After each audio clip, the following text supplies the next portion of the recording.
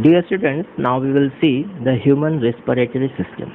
Now, before going to this, we will just see the human respiratory system is divided into the two parts. First of all, it is respiratory organs and the accessory organs. Okay, respiratory organs and the accessory organs.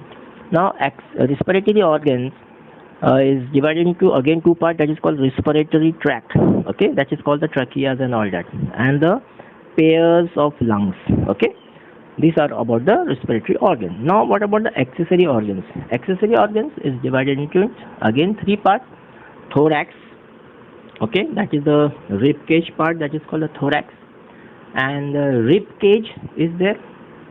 Okay, rib cage, and the third is diaphragm. So this is the accessory organ. Sorry, this is accessory organs. Okay. Now we will move toward the actual human respiratory system. Okay. Before going to the human respiratory system, just we have seen that it is the start from the nostril, isn't it? It starts from the nostril. That the air passing through the nostril is filtered by the fine hairs like structures. We have already discussed in the previous topic. These hairs stop the passage of all the dust particles. Okay, and one more thing is that inside the nose, that is called the mucus. Mucus is also there inside the nose, which stops all the dirt and all dirt particles are there, and it can be stick over there, should not go to the lungs. From here, the air passes through the throat and into the lungs. Okay, I am just drawing the diagram. You just see a very small diagram. This is the tract. Okay, and it is divided into the two parts. Okay, now this are the lungs. These are the lungs. Now what happened in the tract of the trachea? That is the lungs. The rings of cartilage are present in the throat. That means these are the rings of cartilage, ring-like structures are present. That is called the rings of cartilage is present. Now what is the function of these rings of cartilage? Rings of cartilage present, and these ensure that the air passage does not collapse. यानी कि air passage collapse नहीं होना चाहिए. Okay. Now within these lungs, the passage divides into the two smaller tube-like structures, finally turn into balloon-like. Now these are two. The small structures are there, and these balloon-like structures are present inside the lungs. These balloons-like structures are called as the alveoli. Can you see the bigger image here? Upside. Okay, these are called the alveoli. Now the walls of the alveoli contain an extensive network system. Okay, the network systems of the blood vessels.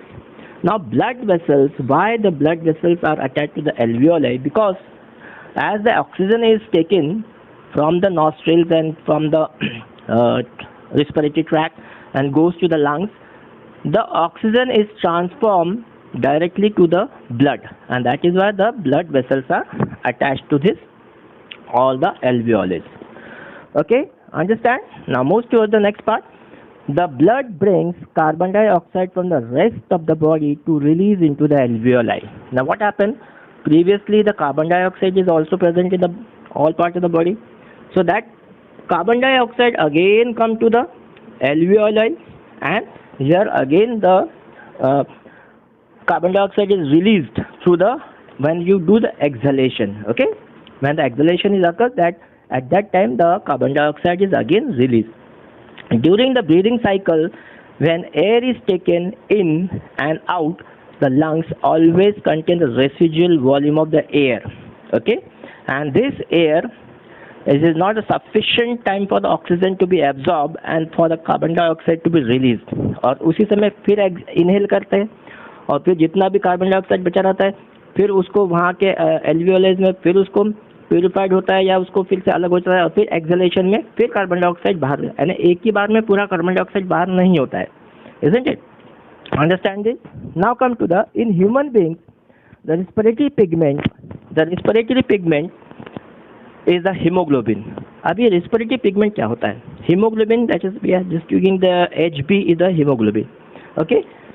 Now this hemoglobin is a very high affinity of oxygen. इसी में एक oxygen लगा हुआ रहता है, okay और ये कहाँ अटैच रहता है? ये अटैच रहता है आरबीसी में. तो whenever the RBC is there, that means the oxygen is there and the hemoglobin is always present. Okay, it is contain the high affinity of oxygen. This pigment is present in the red blood corpuscles. Carbon dioxide is more soluble in water. Understand this.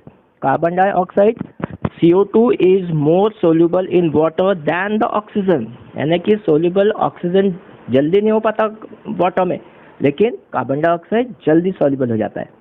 So this present in a carbon dioxide is more soluble in water than the oxygen, and it is hence mostly transported in the dissolved from our blood. और इसीलिए it can be transported in the dissolved form in our blood. Carbon dioxide इसलिए dissolved form में पाया जाता है और फिर से वो एल्वियोलिस में आके फिर से प्यूरिफाइड होता है, फिर से उसका it release the carbon dioxide from our body. So this is how the human respiratory system, what we have explained. Understand? Thank you. Students, if you have any doubts related to this topic, please do not hesitate to ask. Write your doubts in the comment box. I will answer your question. Thank you.